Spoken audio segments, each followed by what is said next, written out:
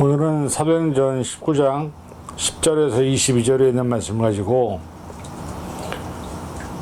타락의 도시를 복음의 도시로 바꾼 하나님의 능력이라는 제목으로 말씀을 함께 나누기 원합니다. 먼저 말씀을 봉독하겠습니다.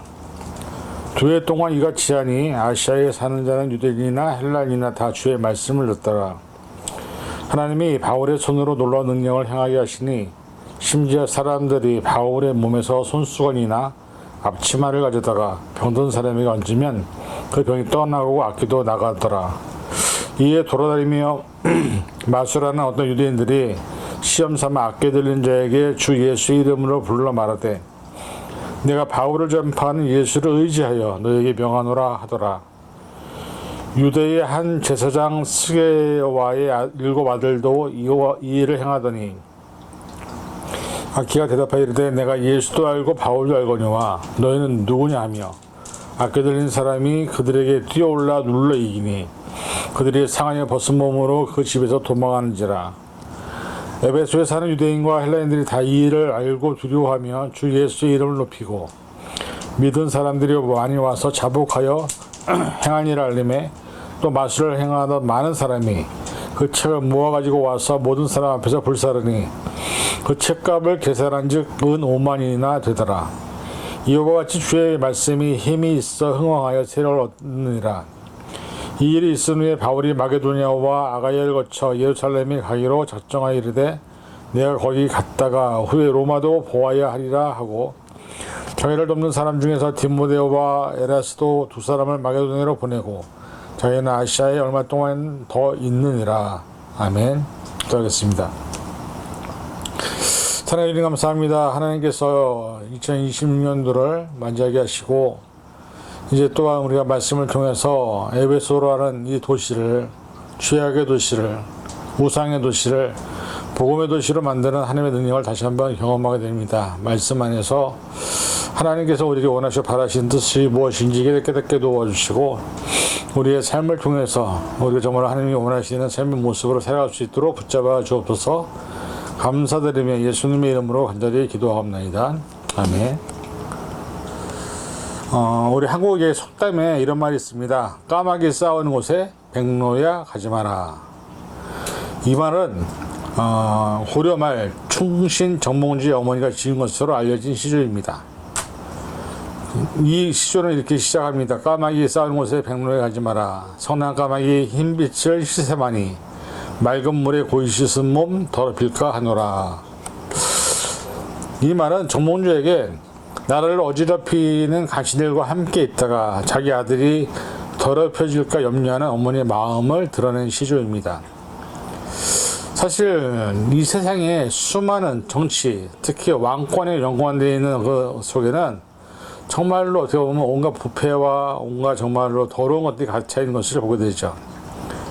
그런데 중요한 것은 뭐냐면 우리가 세상이 어지럽다고 또 힘들다고 해서 그 안에서 우리가 그것을 싸우며 새롭게 바꾸려고 하다 보면 언젠가는 나도 모르게 세상에 물들어 버리는 그런 모습들을 우리는 많이 보게 됩니다. 그래서 사실은 우리가 어떻게 보면 젊을 때에 뭐 옛날에 정치 때 했던 사람들에 대한 비판하지만 그 사람들이 나이가 들면 결국은 또 똑같은 정치를 하고 있는 모습을 보게 되죠. 이런 것들이 바로 이런 말에서 비유한 것이 아닌가 생각이 됩니다. 2000년 전 에베소라는 도시 역시 육적으로는 영적으로는 타락의 극치를 달리던 도시였습니다. 로마 4대 도시 중 하나이고 소아시아 최대 도시였던 에베소는 교통과 상업과 무역의 중심지였기 때문에 돈과 사치와 향락이 아주 대단한 도시였습니다. 특히 에베소에는 고대 세계에서 7대 불가사의 중 하나였던 아데미 신전이 그 유형을 자랑하고 있었습니다. 이 아데미 신전 안에서는 수천 명의 여사제들이 있었는데 그들은 합법적으로 매춘을 하는 창기들이었고 신전 노예들은 셀 수 없을 정도로 많았습니다. 날이면 날마다 아데미 신전을 참배하러 오는 많은 사람들이 각지에서 에베소로 몰려왔고 아데미 신전의 제사장들은 그런 사람들 대상으로 각종 명령을 갖다 붙이며 그 부품을 뜯는 상황이었습니다. 게다가 신전 내부뿐 아니라 신전 주변 지역까지 치유받으면 지배되었기 때문에 어떤 범죄자이든 이 아담의 신전 안에만 들어오면 체포되지 않고 면할 수 있었기 때문에 이 아담의 신전은 항상 각종 범죄자들로 넘쳐났던 것입니다. 그뿐 아니라 무당과 마법사들의 천국이게 됐던 에베소는 온갖 미신과 이상한 종교적 행위와 부적이 난무하는 아주 혼탁한 타락의 도시였습니다. 고린도와 맞먹는 타락의 도시였고 종교적으로 더 타락한 곳이라고 해도 과언이 아닐 것입니다. 근데 이 에베소를 오늘 바울이 들어가서 사역을 하면서 하나님이 놀라운 능력으로 말미암아 그 에베소를 바꾸는 모습을 우리는 보게 됩니다. 바울은 이 타락한 사람들과 구별된 거룩한 사람이었지만 그럼에도 불구하고 에베소를 떠나지 않았습니다. 오히려 그 한가운데서 주님이 주신 사역을 계속해 나가는 것을 보게 됩니다. 에베소 사람들과 함께 부대끼며 또 사역을 해나갔고 그 속에서 바울은 변치 않았던 것을 보게 되죠. 그리고 놀라운 열매를 걷게 됩니다. 오늘은 이 구절에 있는 말씀을 통해서 우리가 바울을 통해서 하나님이 일하시는 것이 어떻게 일하시는지, 그리고 우리가 혼자가 세상 속에 살고 있지만 그럼에도 불구하고 우리가 참된 그리스도인으로서 어떻게 살아야 되는지를 다시 한번 생각해보는 시간이 되기를 간절히 축원을 드립니다. 첫 번째, 바울을 통해서 나타난 하나님의 능력을 한번 살펴보겠습니다. 11절에 보니까 하나님이 바울의 손으로 놀라운 능력을 행하게 하시니라고 기록되어 있습니다. 여기서 주어를 보면 바울이 아니라 하나님입니다. 바울이 놀라운 능력을 행한 것이 아니라 하나님께서 바울로 하여금 놀라운 능력을 행하게 하셨던 것이죠. 이 놀라운 능력 뒤에는 어떤 것이 있었느냐? 치유와 귀신을 내쫓는 능력이 있었습니다. 바울이 손을 대기만 해도 사람들의 병이 낫고 귀신이 떠나갔습니다. 그런데 단순히 이것을 능력이라고 하지 않고 놀라운 능력이라고 얘기합니다. 놀라움으로 변했다 헬라어는 특별한, 뛰어난, 놀랄만한, 비범한이라는 의미를 품고 있습니다. 예전에도 사실 바울이 병자를 고치고 귀신을 내쫓은 적이 있었습니다. 근데 여기서 더 특별한 것이라고 얘기하는 것은 12절에 나옵니다. 심지어 사람들이 바울의 몸에서 손수건이나 앞치마를 가져다가 병든 사람들에게 얹으며 그 병이 떠나가고 악기도 떠나가니라. 지난번에 본 것처럼 바울은 그리스도인들이 사는 곳에서 복음을 전할 때 많은 것들을 능력을 행했습니다. 근데 여기서 특별한 능력이라고 얘기하는 것은 바울이 몸에 지니고 있던 물건만 갖다 대도 귀신이 떠나가고 있었다는 것이죠. 사실 바울은 우리가 잘 알다시피 천막을 스스로 지어서 자비란 선교를 했던 사람입니다. 근데 손수건은 바울이 천막을 만들면서 흐르는 땀을 닦던 조각이를 말하고 있습니다. 앞치마는 바울이 천막을 만들 때 자기 앞에 두르던 작업용 앞바리개를 말합니다. 그런데 이런 것들을 했던 사람이 그것을 가져다가 병자에 얹으니까 병이 떠나가고 귀신이 쫓아나갔다는 것이죠. 그래서 이것을 우리가 특별한 능력이라고 볼 수 있는 것이죠. 이 땅에 오신 예수님도 많은 사람이 병을 고치시고 귀신을 쫓아내셨습니다. 그런데 매번 사람들의 몸에 손을 대고 고치신 것은 아니었습니다. 어떨 때는 말씀을 고치시고 또 어떨 때는 여인이 예수님의 옷자락을 만져서 고치기도 하고 또 어떨 때는 예수님의 말로 또 일어나라 얘기해서 그것을 나타내는 것이죠. 사도행전 5장에 보면 베드로 역시 치유 사역을 행했던 것을 보게 됩니다. 근데 베드로가 그를 치유사역을 할 때 그 그림자가 덮이면 병이 낫고 귀신이 떠나는 역사가 있었던 것을 우리가 보게 되죠. 베드로의 그림자에 무슨 능력이 있겠습니까? 그 병자들을 불쌍히 여기신 하나님께서 베드로의 그림자를 통해서 역사하신 것을 우리가 보게 됩니다. 그래서 우리가 그것을 특별한 능력이라고 보는 것이죠. 근데 이 바울이 땀을 흘리며 닦았던 수건이나 일을 하면서 만들었던 그 앞치마는 냄새가 되게 날 것이 뻔한데 그것을 가져다가 병자에게 얹을 때 귀신이 쫓겨나가는 것은 이것은 그냥 있는 일이 아닙니다. 하나님의 놀라운 능력이라는 것을 보게 되죠. 이것을 통해서 우리가 알 수 있는 것은 무엇입니까? 하나님의 능력은 약한 자, 나약한 자, 부족한 자, 즉 우리를 말하죠. 우리 같은 사람을 통해서도 일을 하신다는 것이죠. 우리가 생각할 때는 하나님이 대단히 큰 자, 강한 자, 능력이 많은 사람, 힘 있는 사람을 통해 일할 것 같지만 성경을 보면 사실은 성경에 나타난 수많은 하나님의 일꾼들은 아주 약한 자, 작은 자를 통해서 일하시는 것을 보게 됩니다.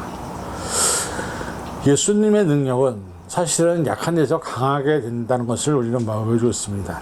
하나님께서 오늘 이 시간 저와 여러분들 부르실 때 우리 스스로 이렇게 대답할 수 있습니다. 주님, 저는 약합니다. 저는 가진 것이 없습니다. 능력이 없습니다. 기도가 부족합니다.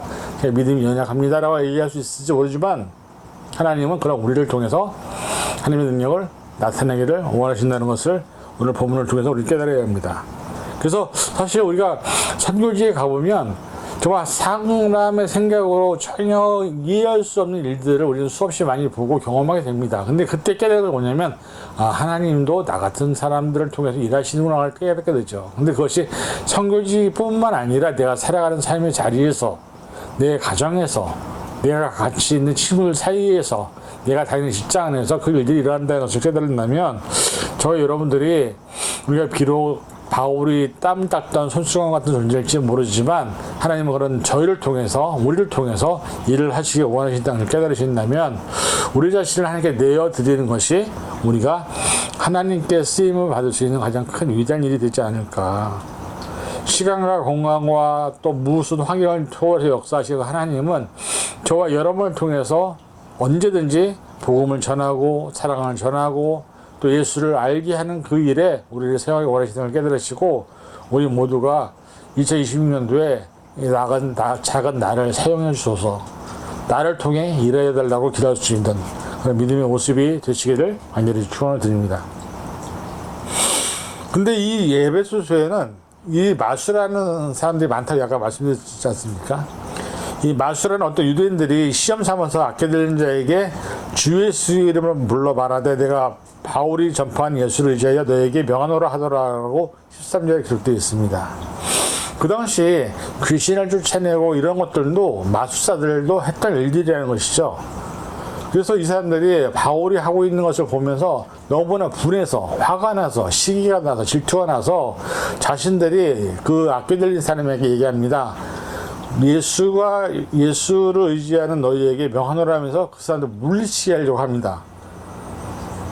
이 유대인들이 왜 이런 일을 했을까요? 자신들이 위권, 자신이 갖고 있었던 어떤 이득권, 이런 것들이 바울에 의해서 사라지고 무너지고, 생각해 보십시오. 그동안에 돈을 벌면서 귀신을 쫓아내줬던 사람들에게 바울은 거저 귀신을 내쫓아 주었습니다. 그러니 자기들이 벌어야 될 그 돈벌이가 없어지는 것이 아니겠습니까? 그러니까 이 사람들도 자신들의 그런 능력을 갖고 있으니 이제 사람들 앞에서 자신들의 능력을 보여주기 위해서, 이를 과시하기 위해서 귀신 들린 사람을 찾아가서 예수의 이름을 우리가 얘기를 하는 것이죠. 그런데 문제가 뭐냐면 이 사람들이 귀신을 쫓아내려고 하는데 귀신이 하는 얘기가 있습니다.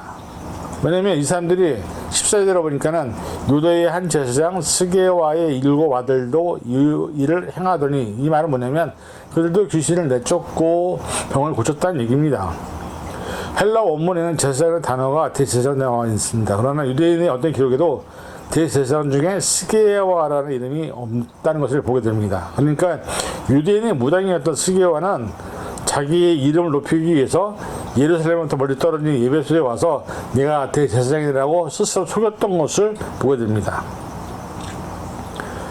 구약의 율법에 의하면 무당들은 다 쳐죽이게 되어 있는데 유대인은 제사장이 무당이라고 하면 말이 됩니까? 스게와는 철저한 가짜였습니다. 그런데 그의 7 아들도 전부 다 무당들입니다. 그들 역시 바울이 전한 예수의 이름을 주문 삼아 귀신을 자유려고 시도합니다. 그런데 문제가 생겼습니다. 15절에 아키가 대답하여 이르되 내가 예수도 알고 바울도 알거니와 너희는 누구냐라고 하면서 많은 사람들 앞에서 그들의 세계 망신을 주게 됩니다. 사실 이 영적인 존재들은 예수님을 알고 하나님을 알고 그 다음에 진짜 사도를 알아본다는 것이죠. 그래서 그들은 자신들의 힘으로 예수의 권세 앞에, 사도들의 권세 앞에 자신들은 어떤 것도 할 수 없다는 것을 인정하고 있습니다. 그런데 스게와의 7 아들들이 와서 자기들에게 도전을 하고 자기들을 몰아내려고 하니 그들이 그 귀신 들린 사람의 입을 통해서 뭐라고 하니까 너희는 도대체 누구냐? 나는 예수도 알고 바울도 알지만 너희는 도대체 누군지 모르겠다 그러면서 이 악게 들린 사람이 그들에게 달려들게 됩니다. 7 아들들에게. 근데 그 악게 들린 사람이 얼마나 힘이 세겠습니까? 초인적인 힘으로 이 사람들을 누르고 막 뭉개고 막 어떻게 하다 보니까는, 그래서 16절에 이런 말씀이 있습니다. 악게 들린 사람이 그들에게 뛰어올라 눌러 이기니 그들이 상하여 벗은 몸으로 그 집에서 도망하는지라. 아마 이 일곱 아들들은 혼비백산에 도망갔을 겁니다. 왜 일곱 명이 와서 아껴진 사람 한 사람을 대적하는데 힘이 없지 않겠습니까? 아들들인데. 근데 이 악기가 너무 힘이 세니까 그 일곱 아들들의 몸을 다 상하게 하고 옷을 다 찢고, 그래서 벗은 몸으로 그냥 바퀴가 벗은 몸으로 도망을 가게 된 것이죠. 너무 무서워서. 귀신 들린 사람은 한 명이고 수기아들 일곱 명인데 이런 것들이 일어나는 걸 보면서 그곳에 수많은 사람들이 이것을 보게 됩니다. 여러분, 에베소서에서 무당 역할을 하며 귀신을 쫓아내며 병을 고쳤던 사람들이 그 영적인 마귀에게 들린 사람 하나에게 일곱 명의 아들이 도망을 가게 되는 역사가 일어나더니 그곳에 이 모든 소문이 다 퍼지게 되는 것이죠. 이것이 하나님의 능력입니다. 저와 여러분들은 하나님이 붙잡고 있기 때문에 어떤 누구도 우리를 건들 수 없습니다. 중요한 것은 저와 여러분의 삶에서 하나님의 역사는 날마다 일어난다는 것이죠. 저와 여러분들이 기도할 때, 예배 가운데 있을 때, 말씀이 내 안에 살아있을 때, 예수 안에 있을 때 우리는 하나님의 능력을 경험하게 될 줄을 믿습니다. 오늘 우리가 살아가면서 사람이 살다 보면 정말로 생각지 않은 온갖 여러 가지 많은 일들을 당하게 됩니다. 갑자기 사고를 당할 수도 있고요. 갑자기 병에 이를 수도 있고요. 또 갑자기 죽음을 맞이하게 될 수도 있고, 때로 내가 원치 않는 일들로 해서 괴로울 때가 있습니다. 그때 우리가 기억해야 될 것은 뭐냐면, 우리를 하나님의 세력에서 끌을 사람은 이 세상에 아무도 없다. 어떤 세력도 영적인 주제도 하나님의 사랑에서 끌을 수 없다. 그래서 우리가 하나님과 함께하는 그 삶을 선택할 때 하나님은 저와 여러분들을 2026년도 살아가는 그 삶 속에서 지키실 줄 믿습니다. 우리가 하나님이 함께 하시는데 무엇을 두려워하고 무엇을 염려하겠습니까? 하나님이 우리와 함께 하시는데 우리가 무엇을 걱정하고 근심하겠습니까? 기도하고 간구한 것은 받은 줄을 믿으라. 그리하면 그대로 이루리라 말씀하셨습니다. 하나님이 우리를 사랑하시기 때문에 우리에게 필요한 것을 다 주십니다. 중요한 것은 뭐냐면 하나님의 뜻대로 하나님의 시간 안에 하나님의 방법들을 주신다는 것을 깨달으시고, 오늘 우리가 살아가는 삶 속에서 하나님과 함께 날마다 동행함으로 2026년도를 살아갈 때 저와 여러분의 삶 속에는 이렇게 놀라운 능력이 나타나는 것을 믿으시기를 간절히 축원을 드립니다. 자, 그 일이 일어나고 난 다음에 이 소문이 다 퍼졌습니다. 얼마나 소문이 빠르게 퍼졌는지 수많은 무당들이, 박수하는 그 점술사들이, 마술사들이 다 모였습니다. 그리고 17절에 보니까는 에베소에 사는 유대인과 헬라인들이 다 이 일을 알고 두려워하며 주 예수의 이름을 높였다고 그랬죠. 야, 예수님밖에 없네. 예수 이름 외에는 어떤 것도 이길 자가 없네 라고 얘기했을 것입니다. 아담의 신전에 자리잡고 있는 온갖 미신을 파헤치던 이 에베소에 그 귀신들의 이름이, 그 주술사들의 이름이 자신들이 믿던 우상의 이름이 아니라 예수의 이름이 높이 올리게 된 것입니다. 바울이 전한 예수 그리스도는 병자도 고치시고 귀신도 쫓아내는데, 근데 중요한 것은 뭐냐면 그것을 믿을 때 그 역사를 경험하게 된다는 것이죠. 그래서 18절에 보니까는 그 소문이 퍼지자마자 어떻게 됐습니까? 믿는 사람들이 많이 와서 자복하여 행할 일을 알리며 나오고 있습니다. 이때는 에베소를 두 번째로 다시 찾아온 바울이 에베소에서 복음을 전하고 같이 시작한 지 최소 2년이 지났을 때였습니다. 그래서 에베소에서는 두란노 서원에 모이는 그리스도인들 외에는 바울로부터 복음을 듣고 예수를 믿게 된 사람들이 있었습니다. 그들 가운데 많은 사람들이 바울을 찾아와서 자신의 죄를 회개하고 자복합니다. 막연하게 믿던 그들이 스게어와 일곱 아들이 일어난 사건을 보면서, 아, 주님은 살아계시는구나. 아, 예수님밖에 없구나. 예수님이 진짜 능력의 주님이시구나 하고 깨닫고 그 모든 것들을 이중적인 생활을 접고 또 한마음으로는 세상을 품고 있던 것도 다 접고 돌아와서 자복하며 회개했다는 것이죠. 그리고 더 놀라운 일이 뭡니까? 19절입니다. 또 마술을 향하던 많은 사람이 자신들이 갖고 있는 그 마술 책을 모아서 가지고 와서 많은 사람 앞에서 불사르고 그 책값을 계산한 즉 은 5만이나 되더라. 이 마술하는 사람들, 어떤 유대인들, 이 사람들은 어떻게 보면 마법사 같은 사람들이었습니다. 눈 속을 믿는지 안에 그들이 마술을 하는데 배우는데 들어갔던 수많은 책들을 갖고 왔는데 그 책값만 은 5만이면 얼마나 큰 자신입니까? 그들이 그렇게 제일 귀중하게 여겼고 집에 가구로 여겼고 어떻게 보면 그것을 전부라 여겼던 사람들이 모아가지고 와서 공개적으로 불에 태운 것입니다. 왜? 그 사람들은 그 마법을 해야만 돈을 벌 수 있던 사람들입니다. 그 마법을 할 때, 마술을 할 때 필요한 가장 도구였습니다. 그런데 미련 없이 그들은 그것을 불살라버렸습니다. 행동으로 불살라버림으로 인해서 그 마법책에서 자신을 다 끊어버립니다. 바울의 사역과 스게야와의 7 아들의 사건을 통해서 살아계신 하나님의 능력을 보게 된 이들은 자신들이 해왔던 일이 얼마나 무익한 것이었는지, 얼마나 헛된 것인지, 얼마나 악한 일인지를 깨닫고 주님께로 돌아서는 결단을 하게 되는 것이죠. 근데 말로만 돌아선 게 아니라, 마음으로만 돌아선 것도 아니라 정말로 자신이 돌아갈 그것을 다 막았다는 것이죠. 이 책값이 5만이면요 정말 큰 겁니다. 당시 은화 1드라크마는 한 사람이 하루치 품삯이었습니다. 유대인들은 1데나리온이 하루치 품삯인데 여기서 1드라크마가 하루치 품삯에 해당하는 은전이었습니다. 그러니까 은 5만 드라크마면 한 사람이 5만 일 동안 해야 하는 액수입니다.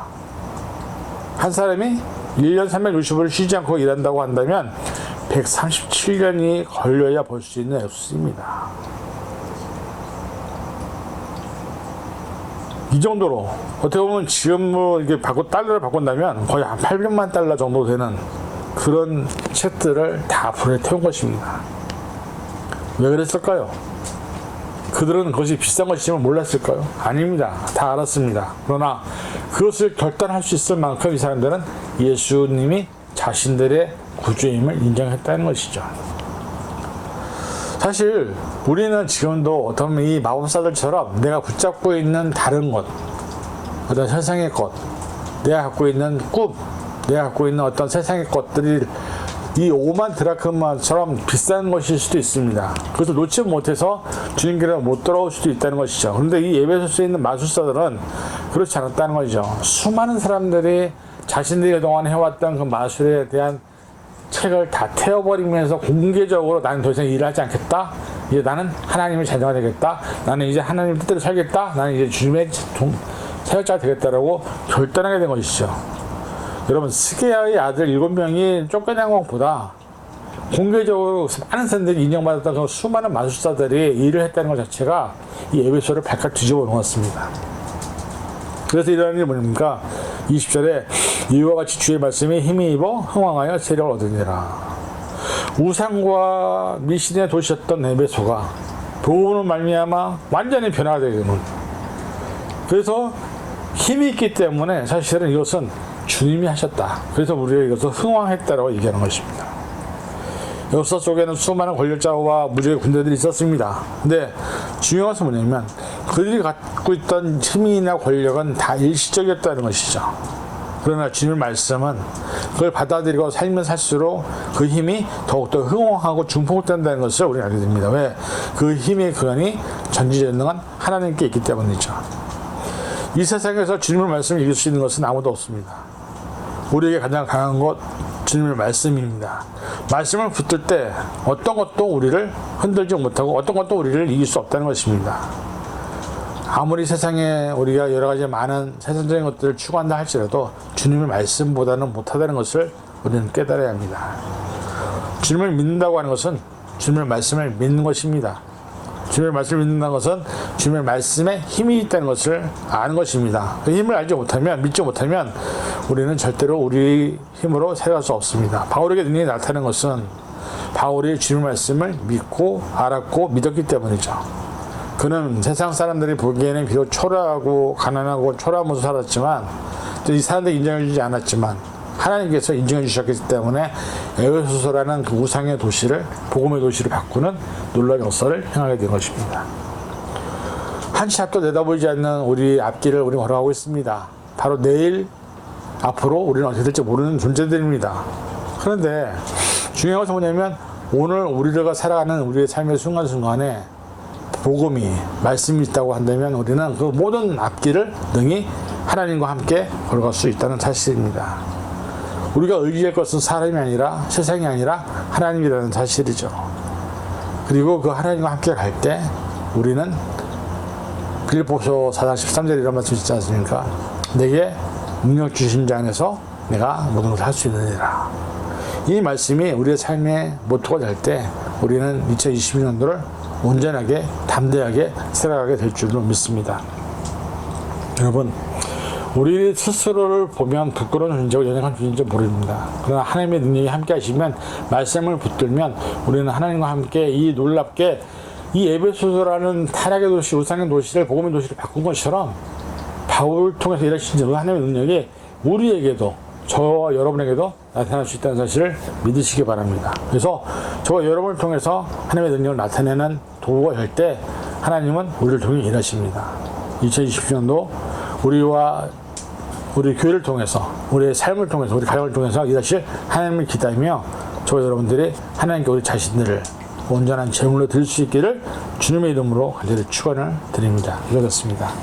사랑해 주님 감사합니다. 우리의 삶을 통해서 하나님은 일하시는 것이 우리 안에 말씀이 있을 때, 말씀이 살아있을 때, 말씀을 믿을 때 하나님의 능력은 나타난다고 말씀하고 있습니다. 우리는 부족하고 연약하지만은 주님과 함께 한 걸음 한 걸음 걷기를 원합니다. 나아가기를 원합니다. 우리의 앞길은 깜깜하지만 아무것도 보이지 않지만 하나님과 함께 동행하기 원합니다. 그래서 바울이처럼 정말로 에베소 도시가 우상의 도시에서 복음의 도시를 바뀐 것처럼 우리의 삶의 주변이, 상황이, 환경이 우상과 세상으로 꽉 차여 있다고 한다면 우리 삶이 말씀으로 말미암아 바뀌어져서 우리의 주변이 복음으로, 우리의 삶이 복음으로, 우리의 삶의 모든 끝이 복음과 함께 걸어갈 수 있는 그런 시간이 될 수 있도록 우리를 붙잡아 주시옵소서. 감사드리며 예수님의 이름으로 간절히 기도하옵나이다. 아멘.